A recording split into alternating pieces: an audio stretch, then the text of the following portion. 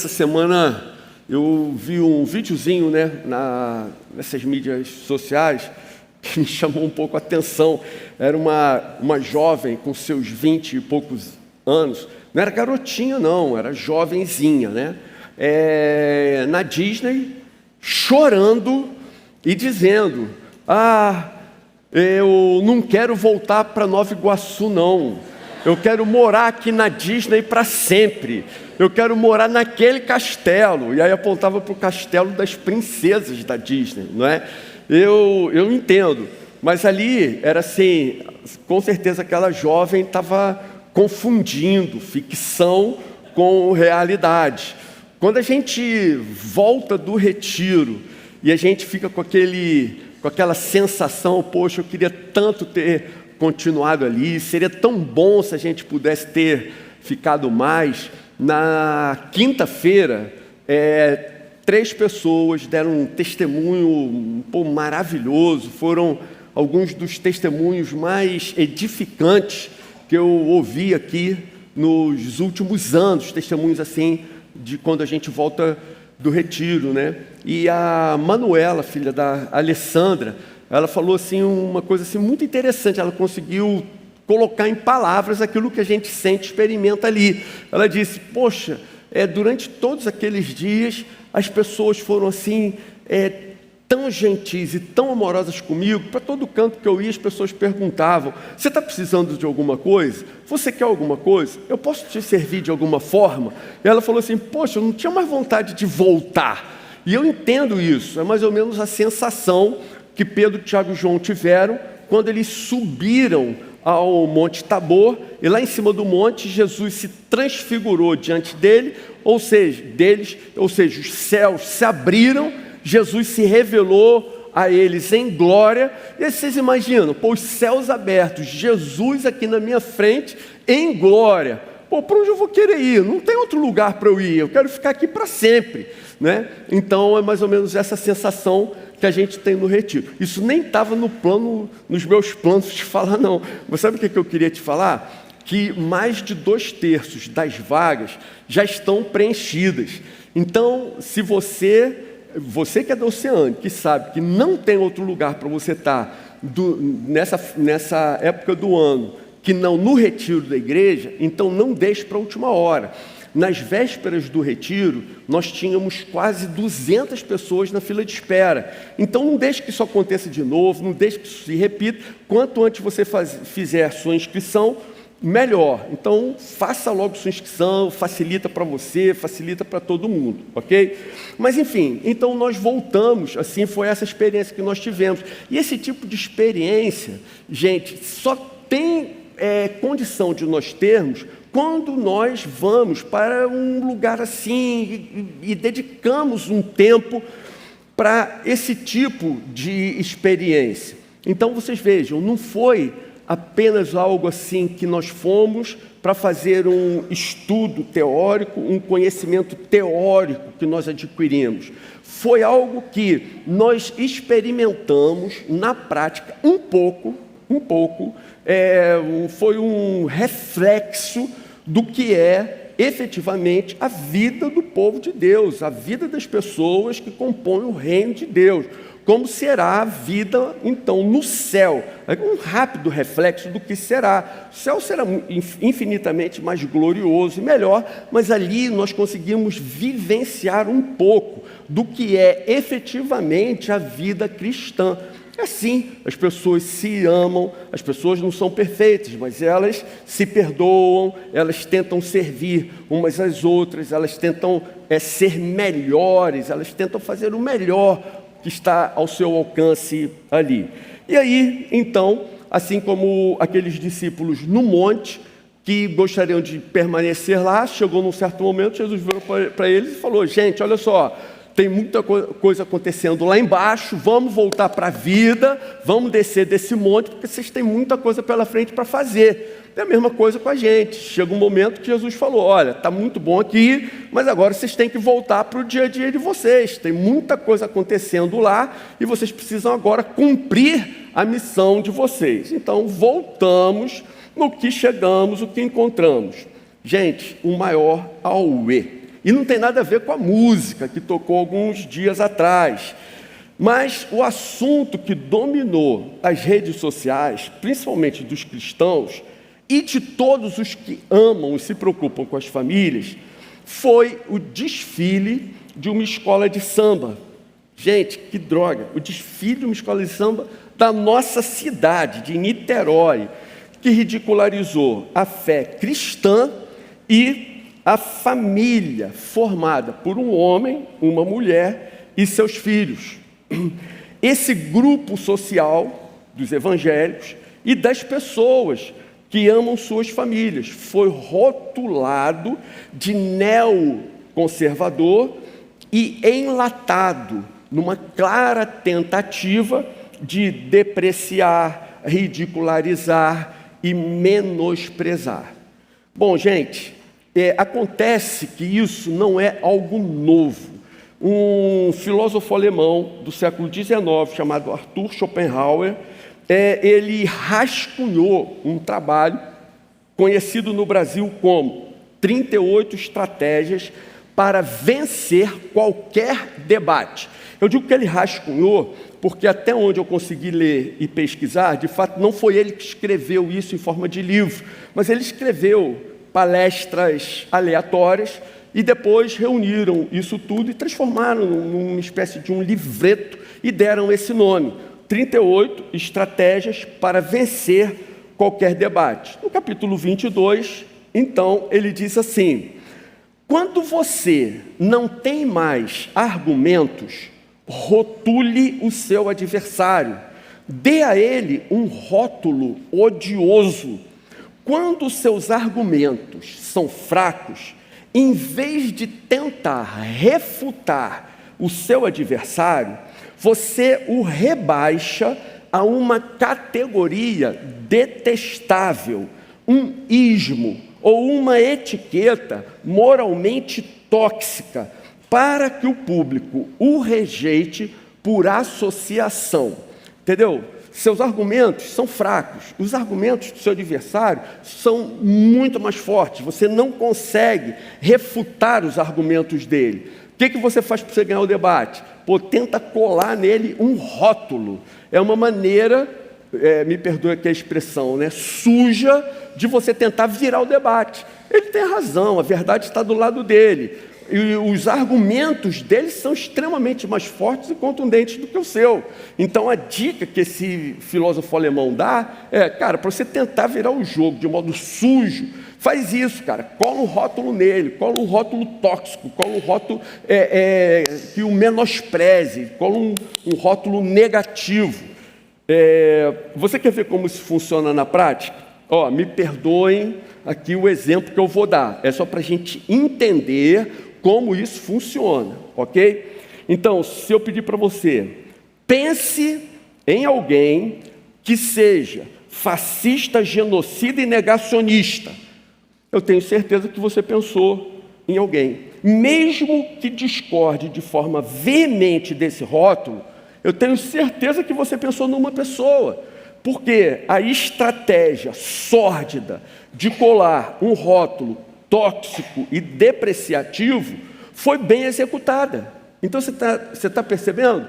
Ou seja, não tiveram argumentos para sobrepor, não tiveram dados para ganhar no debate honesto e limpo. Então cola um rótulo depreciativo no adversário, que aí você vai sobrepujá-lo dessa forma. As pessoas vão olhar, vão ficar com nojinho e vão então desprezar o seu adversário.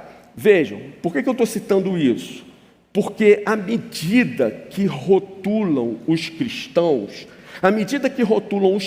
cristãos em geral, não importa a denominação, mas à medida que rotulam os cristãos de fascistas, fundamentalistas, extremistas, enlatados, racistas, preconceituosos, portadores de discurso de ódio, isso vai desumanizando esse grupo social.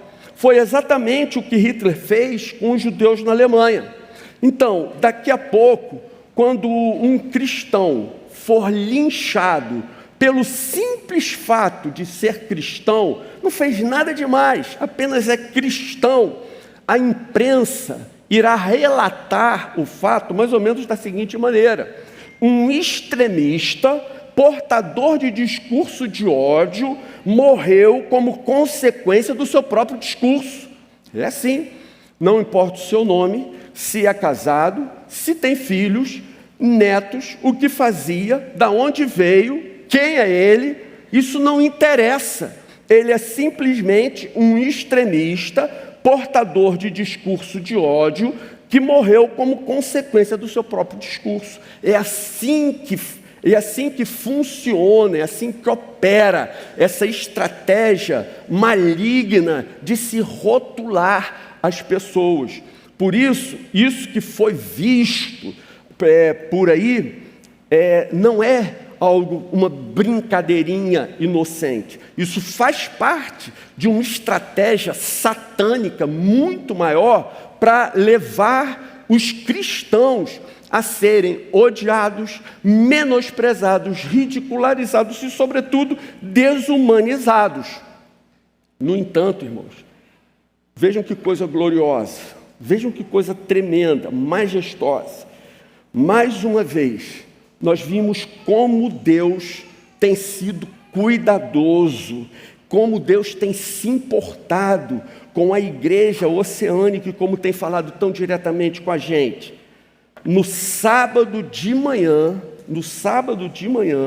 nós falamos sobre o tema, os desafios de sermos sal da terra e luz do mundo. No sábado de manhã, nós falamos sobre Mateus 5,13, vocês são o sal da terra. Nessa mensagem, falamos que no mundo antigo, a função do sal de preservar era considerada mais importante do que a de temperar alimentos. Que o sal não cria nada por si próprio, mas ele impede a corrupção e o apodrecimento.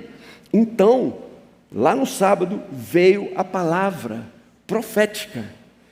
Quando rotularem você de conservador, porque você quer preservar valores bíblicos, parabéns! É sinal de que você está, de algum modo, fazendo o que Jesus determinou, sendo sal da terra. Portanto, Deus falou com a gente no sábado de manhã. Deus nos avisou com antecedência. Então, o esgoto foi despejado na avenida apenas no dia seguinte. E quando aquele esgoto drenou, Deus já havia nos alertado na véspera de que aquilo poderia acontecer. Eu realmente não imaginava que seria tão rápido, mas que isso iria acontecer, Deus já havia nos alertado. E aí, irmãos, meu coração exulta diante do nosso Deus, que eu vejo a sua bondade, eu vejo o seu cuidado, eu vejo o seu amor, como Deus fala com a gente, como Deus cuida de nós. Foi exatamente isso que aconteceu. O rotular, a zombaria, o escárnio, tinham como alvo o fato de nós sermos cristãos e amarmos nossas famílias. Isso que foi o motivo da zombaria ali. Eu estranhei que os muçulmanos que arrebentam as suas mulheres e as obrigam a andarem de burca, quanto a eles não foi dado nem um pio. Curioso. Eu acho que eles devem ter esquecido, só pode ter sido, não acredito que tenha sido por outro motivo. E aí, dito isso, chegamos em Romanos, capítulo 12, versículos 1 e 2, que é o texto que eu queria ler com vocês nessa noite. Então vamos ler agora Romanos, capítulo 12, versículos 1 e 2.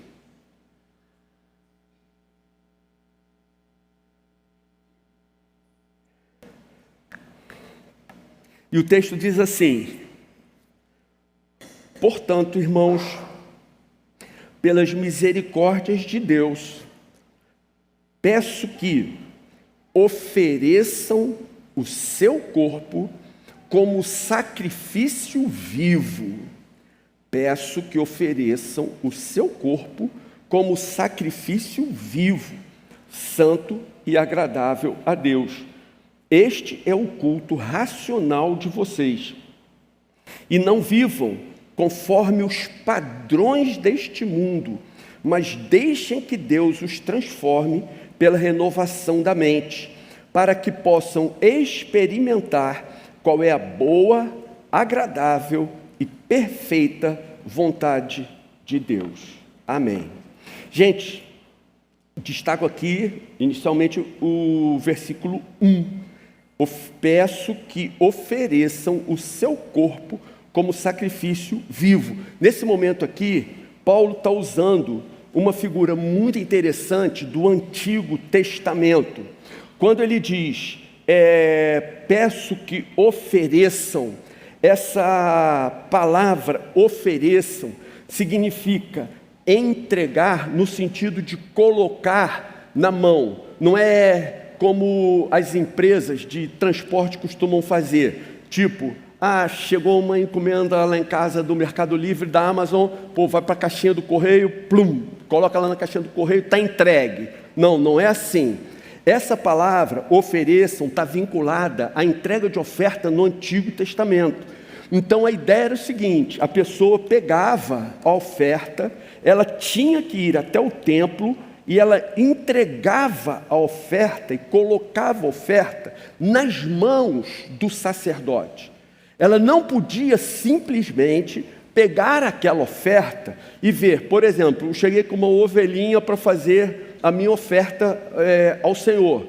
Então tem ali o lugar onde as ovelhinhas todas do sacrifício estão cercadas e guardadas. Eu não posso chegar com a minha ovelhinha e simplesmente botar ali e ir embora. Eu tenho que pegar a minha ovelhinha e entregar na mão do sacerdote. É isso que essa palavra significa. Oferecer como sacrifício. Eu tenho que pegar e oferecer a ovelhinha como sacrifício. Eu pego e coloco na mão do sacerdote, aí o sacerdote é que vai pegar e vai colocar onde ele achar conveniente. Eu não posso simplesmente pegar aquilo e colocar em algum lugar que eu acho que é adequado, algum lugar que eu acho que deveria, ou simplesmente largar no templo. Não, é necessário que a minha entrega seja colocada na mão do sacerdote. Então, gente, vejam, até que essa oferta seja colocada na mão dele, essa ovelhinha que eu trouxe, ela é uma ovelha absolutamente comum. É um animal comum, não tem nenhum valor especial, um animal ordinário. Mas a partir do momento que eu pego e o coloco nas mãos do sacerdote, agora esse animalzinho se transforma num sacrifício valioso, que tem o poder de remir pecados, que tem o poder de manifestar a minha gratidão a Deus. O fato de ser entregue nas mãos do sacerdote fazia com que ele deixasse de ser um animal comum do rebanho e se tornasse um sacrifício precioso de valor. Se fosse deixado no pasto, seria uma ovelhinha como outra qualquer. Mas, quando entregue nas mãos do sacerdote, então se tornava algo especial. Agora se torna algo de um valor inestimável. É um sacrifício que foi feito para o meu Deus. Então, Paulo ensina que Cristo entregou o seu corpo na cruz como sacrifício vivo por amor a nós. Ele morreu por nós. Então agora nós devemos entregar nossas vidas como sacrifício vivo a Deus. Só que isso agora para nós vai ser um grande problema. Por quê? Quando a gente pegava o animalzinho e levava e entregava para o sacerdote, quando chegava a hora, o sacerdote pegava o animalzinho, colocava no altar. E, gente, você sabe o que é altar? Altar é o lugar de imolação. O altar é um lugar de dor, altar é um lugar de morte. Então, o sacerdote pegava o animalzinho, colocava ali e simplesmente o matava, isto é, o sacrificava. E o animalzinho morria, e ele ficava ali enquanto o seu sangue escorria. Era o sacrifício do animal. Mas sabe qual é o grande desafio? O grande desafio é que Paulo está dizendo que nós devemos ser sacrifícios vivos. Esse é o grande problema. Vejam só, nós costumamos agir instintivamente em diversas situações. Por exemplo, outro dia eu estava mexendo, enfim, num lugar lá em que talvez não devesse.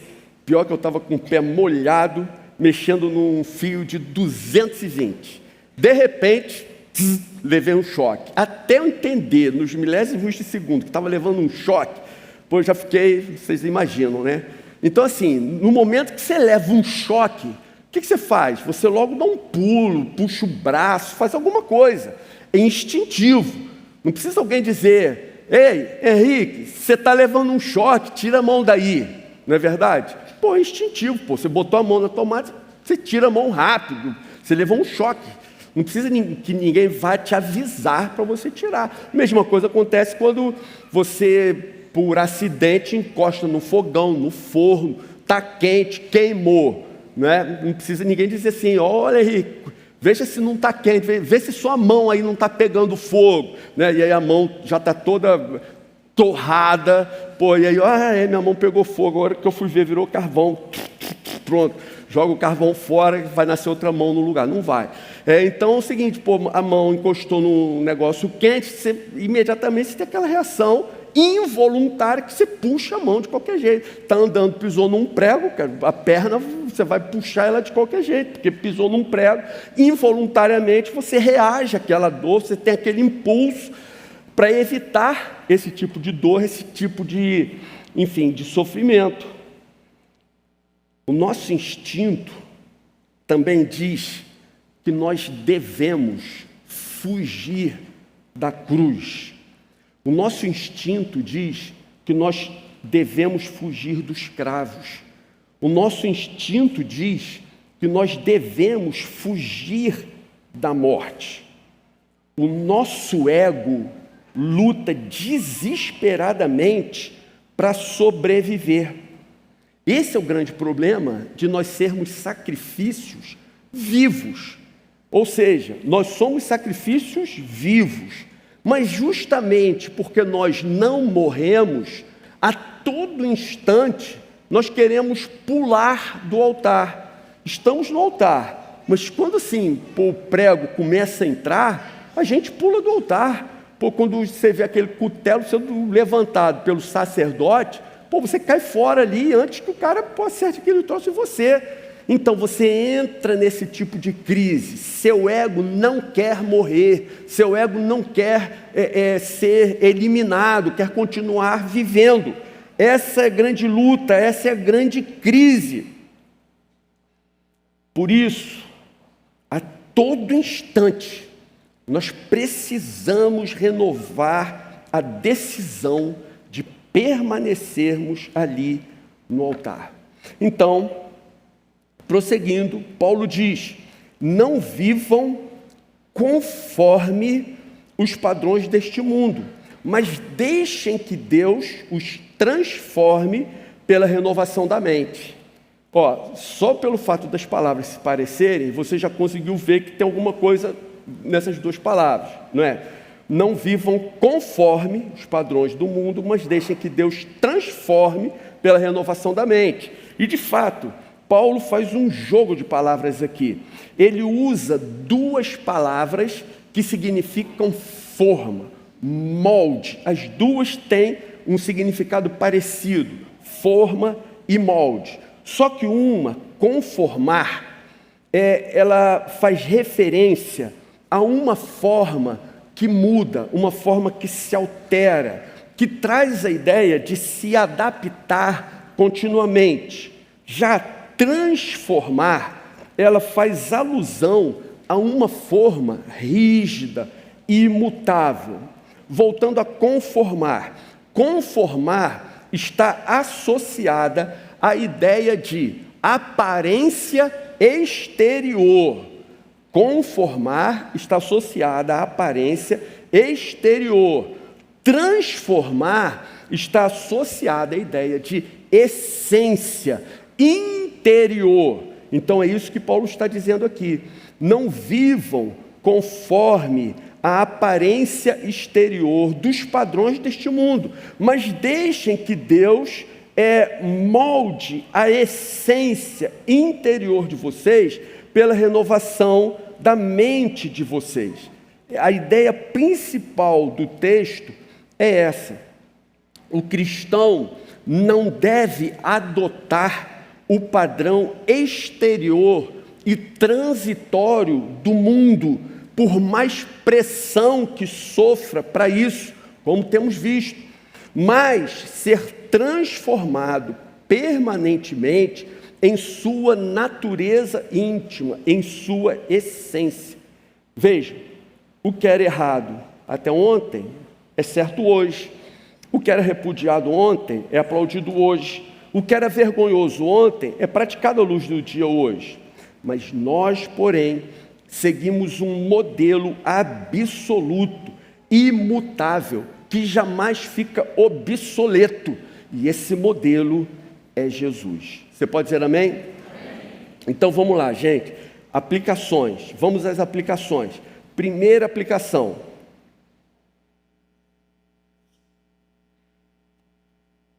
Primeira aplicação. Coloque sua vida nas mãos de Deus. Coloque sua vida nas mãos de Deus. Você se lembra? O animalzinho, lá no seu cercadinho, ele era um animal comum, normal, sem valor. Mas a partir do momento que eu o pego e o coloco nas mãos do sacerdote, ele se torna agora um sacrifício valioso. Sabe o que isso ensina para a gente? Tudo vai depender de em que mãos a entrega é feita. Ou seja, na sua vida, tudo vai depender de em que mãos você está. Veja, uma caneta Bic, você compra, sei lá, por R$2, R$3, R$4, R$5. Mas se um juiz, para uma determinada causa, pega uma caneta Bic e assina uma sentença, essa sentença pode ser uma decisão de milhões e milhões de reais. Ou seja, de repente aquela caneta, ela passou a ter um poder impressionante. De onde vem todo esse poder? Das mãos que seguram a caneta. Tinta e pincel não custou muito caro, mas nas mãos de Michelangelo nasceu o teto da Capela Sistina. É lógico que eu fiz de brincadeira, mas quando eu estava preparando esse estudo, essa mensagem, eu perguntei para IA, né, quanto custa o teto da Capela Sistina? E aí a IA respondeu, ele não está à venda. Com certeza, eu imaginava, né? Mas aí eu insisti e perguntei, tudo bem, mas faz uma avaliação. Aí ele fez lá, uma avaliação um tanto complexa e disse, caso estivesse à venda, seria na ordem de bilhões e bilhões de dólares. Então a gente entende, né? Um pincel e tinta, ele na minha mão seria só um borrão, mas nas mãos de um artista como Michelangelo, isso virou bilhões e bilhões de dólares. Uma bola de basquete, R$60, mas nas mãos de Michael Jordan virou milhões e milhões de dólares. Cuspe e barro, não é nada, né? Imundície. Mas nas mãos de Jesus restaurou a visão de um cego. 5 pães e 2 peixinhos nas mãos de Jesus alimentou uma multidão. Um prego, você compra por centavos na loja de ferragem, mas nas mãos de Jesus valeu a salvação de todo o seu povo. Então você vê o que acontece? O valor das coisas é relativo, vai depender das mãos que as detêm. Sua vida é preciosa ou sua vida não vale nada? Tudo depende de em que mãos você está. Eu posso te assegurar, coloque sua vida nas mãos de Deus. Isso vai fazer com que sua vida se torne extremamente valiosa. Nunca nossas vidas serão tão preciosas, tão importantes, tão ricas, do que quando elas estão nas mãos do Todo-Poderoso. Salmo 32, versículo 5. Entregue o seu caminho ao Senhor, confie nele e o mais ele fará. Entregue o seu caminho ao Senhor, confie nele e o mais ele fará. Gente, as mãos de Deus protegem, as mãos de Deus orientam, as mãos de Deus disciplinam, as mãos de Deus corrigem, as mãos de Deus abençoam. Segunda aplicação: não desça do altar. Não desça do altar, apesar da liberdade que você tem para isso. Ser um sacrifício vivo significa que toda a nossa vida deve ser um culto a Deus. A gente vem ao culto e canta: ó venha, eu não sou Clovinho, mas enfim, ó venha ao altar, aos braços abertos do Pai. Você lembra da música? Mais ou menos você deve lembrar, né? Pelo menos obrigado quem disse que lembra, por pelo menos assim consolou meu coração, valeu. Então, ó venha ao altar, aos braços abertos do Pai. Então a gente canta essa música, a gente adora, a gente celebra e a gente pensa: a vida no altar é tão boa. Mas, irmãos, a verdade é que isso não é o altar. Não é? O altar, como a gente falou há pouco, é o lugar do sacrifício. O altar é o lugar onde o ego morre. Então, não necessariamente é aqui. Pode ser aqui, para alguns, para outros vai ser no trânsito, para outros na família, para outros no trabalho, para outros nos mais diversos lugares. É onde o seu ego vai levar a facada, é onde o seu ego vai ser asfixiado, é onde o seu ego vai morrer. Então, por exemplo, nós pensamos: a vida aqui no altar é tão boa, como no retiro a vida é tão boa. E aí você leva uma fechada no trânsito, alguém fura a fila do mercado, ultrapassa pela direita no engarrafamento. Se é comigo, eu já estou pronto para pular do altar, de preferência direto no pescoço do cidadão. Então vejam só, irmãos, que altar é esse? Não é verdade? Então, se de fato eu estou entendendo o que Deus está requerendo de mim, cara, eu vou matar esse ego. Minha vontade é reagir de uma maneira assim, mas eu vou matar essa vontade e vou deixar que Jesus viva a sua vida em mim. Então eu, não por medo do cara estar armado, ser violento ou qualquer coisa nesse sentido, mas simplesmente vou querer que Jesus se manifeste através da minha vida e vou unilateralmente, independente de qualquer coisa, vou perdoar, vou deixar o cara ir na paz. Se tiver oportunidade, ainda oro pelo cidadão, deixa ele levar a vida dele. E eu estou numa comunhão tal com o meu Deus, que aquilo ali não tem mais capacidade para tirar a minha paz. Faz sentido para você? Ser um sacrifício vivo implica em permanecermos no altar, apesar da liberdade que temos para descermos dele.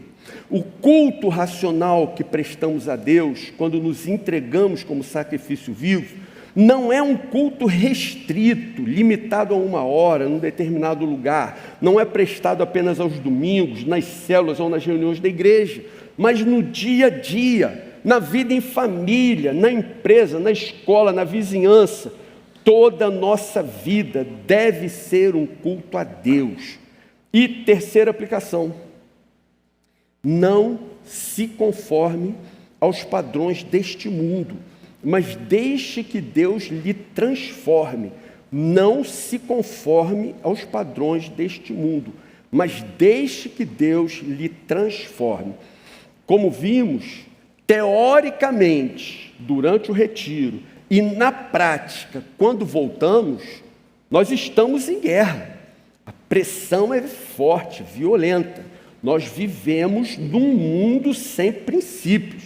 Sabemos que o jogo é sujo e bruto, mas à medida que Deus transforma o seu interior, você se fortalece e resiste mais facilmente à pressão exterior.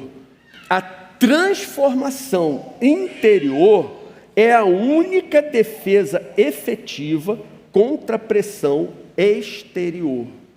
Quando colocamos nossas vidas nas mãos de Deus e não a tomamos de volta, nosso corpo é consagrado, nossa mente é transformada, nosso culto é constante e agradável a Deus, experimentamos a sua vontade e cumprimos o seu propósito. Você pode dizer amém? Vamos fazer uma oração então, irmãos?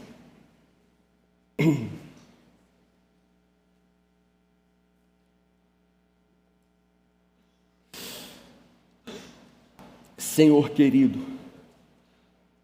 ao longo dos últimos dias, o Senhor nos alertou de maneira muito clara que estamos em guerra.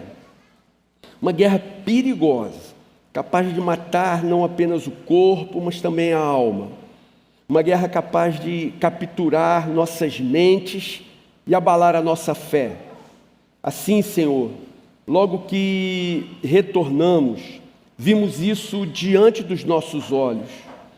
Agora sim queremos colocar nossas vidas em Tuas mãos. Queremos ser sacrifícios vivos, de maneira que cada um de nós venha experimentar o quanto a Tua vontade é boa, perfeita, agradável. Concede, Senhor, a cada um de nós uma iluminação especial para que não sejamos enganados por falácias, meias verdades, e prepara-nos, mais uma vez te pedimos, para que sejamos sal da terra, luz do mundo, e para que possamos arrombar as portas do inferno e resgatar teus filhos e filhas que ainda se encontram cativos ali. É o que te pedimos, Senhor, e agradecemos de todo o nosso coração, em nome de Jesus. Amém. Amém.